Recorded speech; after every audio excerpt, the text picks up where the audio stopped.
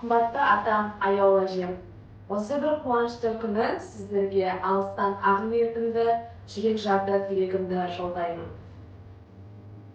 Сіздердің өмір жолдарыңыз біз үшін мақтаныш, үлгі-өнеге. Екеуіңіз де өмірдің талай белестерінен бірге өтіп, мықты отбасын, берекелі шаңырақтың керегесін қалап, бізге өшпес қымбат мейірім қалдырдыңыздар. Сіздер бізге тек жақсы сөзбен емес, өмірлеріңізге өнеге болдыңыздар. Әрбір кеңестеріңіз, айтқан ақылдарыңыз жүрегімізде жатталып қалған. Мен үшін ата мен әже деген даналықтың, мейірімнің, салт-дәстүрдің, имандылықтың символы. Алыста жүрсем де жүрегім әрдайым сіздермен бірге, сағынышым шексіз. Алла сіздерге күш-қуат, зор денсаулық, баянды ғұмыр, немере шөберелеріңіздің қызығын көруді нәсіп етсін. Осы той сіздердің берекелі өмірлеріңіздің бір көрінісі ғана. Алда әлі де көп қуаныш, көп береке болсын.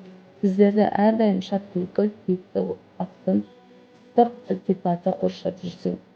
Сіздермен мақтанамын, сіздерді жақсы көремін, сағынышпен құшақтап, үлкен тойларыңызбен шын жүректен құттықтаймын. Ізгі ниетпен алыста сіздерді сағынып жүрген немерелеріңіз Аяжан.